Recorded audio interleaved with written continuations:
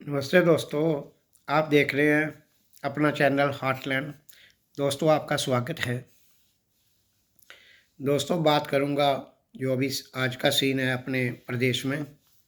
आज असेंबली में जम्मू कश्मीर की जो असेंबली में पिछले 3 दिन से देखने को मिल रहा है एक अप्रोर और अच्छा सा एक मतलब एक डेमोक्रेसी एट इट्स बेस्ट।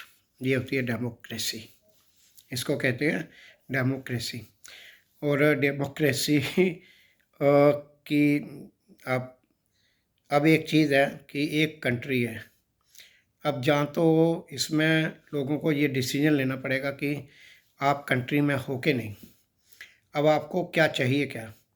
आपको चाहिए एक ऐसी चीज़, कुछ लोग, एक पार्टी ने वहाँ पे कर दिया कि 370 के लिए एक रेजोल्यूशन किया। तो और यहाँ पे एक चीज़ बड़ी इम्पोर्टेंट कहने वाली है कि 370 आपको चाहिए क्यों? What is the relevance? इसकी रेलेवेंस क्या है? इसका कोई जवाब है नहीं। स्पेशल स्टेटस किस लिए चाहिए? एक कंट्री, वन सिटीजन। तो what is the relevance of a special status to a particular community या किसी एक आदमी को? किस लिए इस चीज़ की ज़रूरत है? अब let us take the example of Pakistan. तो पाकिस्तान में किसी भी एरिया को कोई स्पेशल स्टेटस नहीं है, तो वैसे तो इसकी एग्जांपल ही क्यों लेनी थी, but I am just for the sake of taking this thing for the. अब let us take the case of USA. USA is a very big country. तो वहाँ क्या किसी को भी स्पेशल स्टेटस है क्या? किसी एरिया को, लैंड को? Everyone is a citizen of USA. और और कोई और कंट्री ले लो, किसी भी कंट्री में ये चीज़ नहीं है। ये चीज़ एक क्लेवर एक्टिविटी के थ्रू की गई थी sometimes way back 70 years ago, या राइट। तो ये चीज़ की गई थी और वो चीज़ एक डिफरेंस था। अब उसमें what is the inside purpose?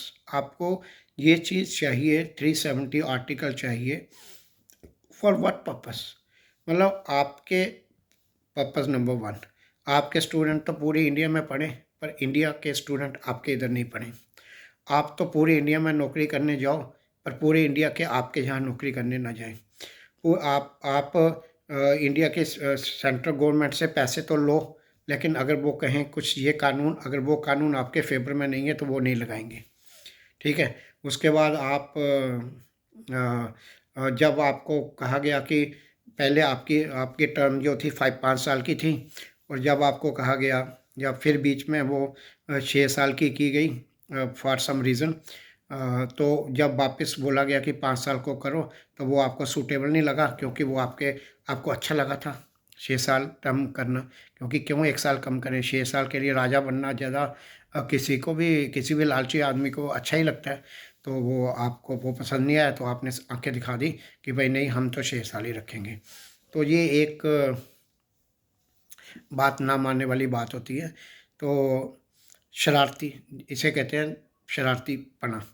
तो अब आपने एक आप जीते यहाँ से, और जीत के आगे, तो ठीक है, जीत के आगे और आप रेजोल्यूशन ले आए।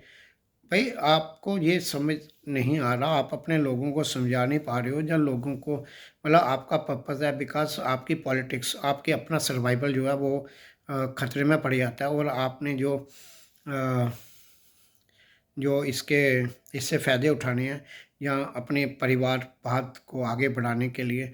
अब पॉलिटिक्स में इस चीज़ में ये भी देखा गया है कि एक एक परिवार जो इसमें आगे बढ़ जाता है, वो फिर कानून भी इस ढंग से ही बनाता है कि डेमोक्रेसी तो कमज़ोर हो जाती है और ख़ुद का परिवार आगे बढ़ता रहता है।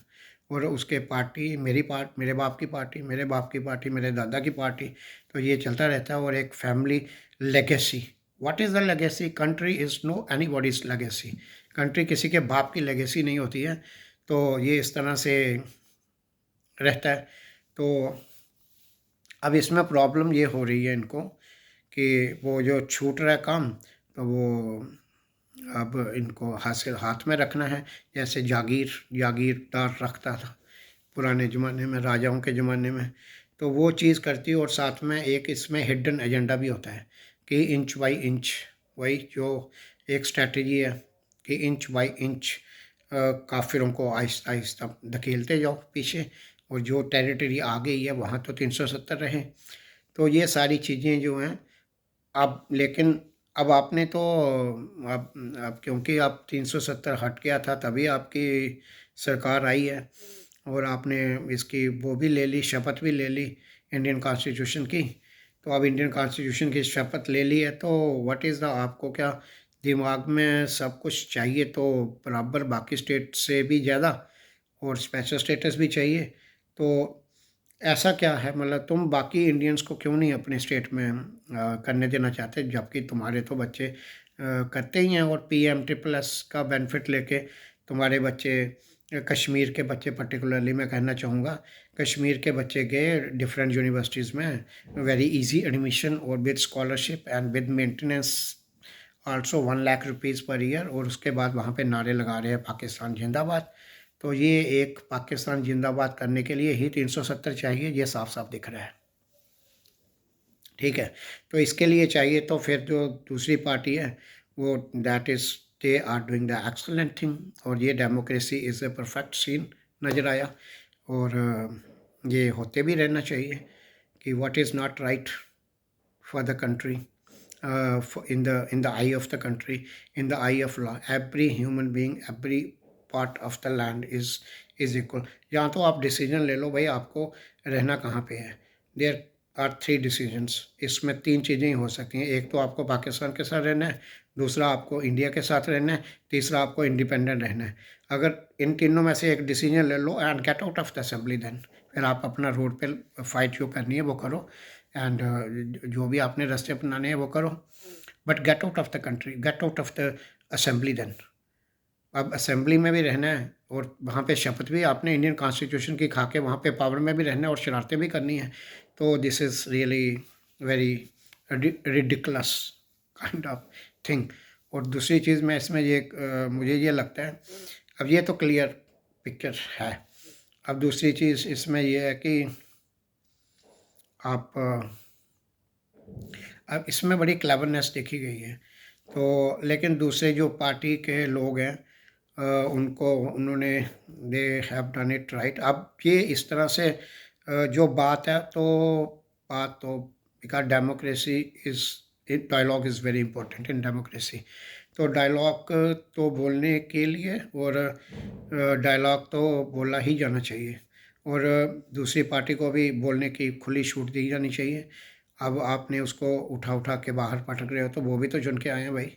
अगर तुम कुछ कर रहे हो और वो दूसरों को पसंद नहीं है, तो अ, तो और तुमको पसंद नहीं है, तो तुम्हारा किया हुआ भी तो दूसरे को पसंद नहीं है। That's an excellent thing in democracy, कि तुम अगर नारे लगाओगे कुछ पाकिस्तान जिंदाबाद के, और दूसरा लगा रहा है भारत जिंदाबाद, तो तुमको भारत जिंदाबाद पसंद नहीं आ रहा, तो जिसको भारत जिंदाबाद पसंद आ रहा है उसको तो तुम्हारा भी पाकिस्तान जिंदाबाद पसंद नहीं आ रहा।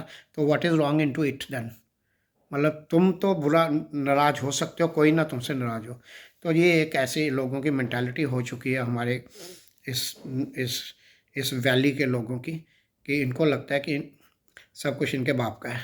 तो ये तो चलो समय के हिसाब से, वैसे मुझे अगर पूछा जाए तो 25 साल यहाँ पे इलेक्शन और नहीं होना चाहिए था, तो दिमाग ठिकाने शायद और अच्छी तरह आता। वैसे दिमाग ठिकाने आएगा नहीं, पर चलो कुछ और तरीके खोजने पड़ेंगे। तो ये एक, जैसे अन्य चीज़ों में डेवलपमेंट होती रहती है, इसमें भी लेट अस होप कि लोग और नए नए आइडिया ढूंढेंगे, और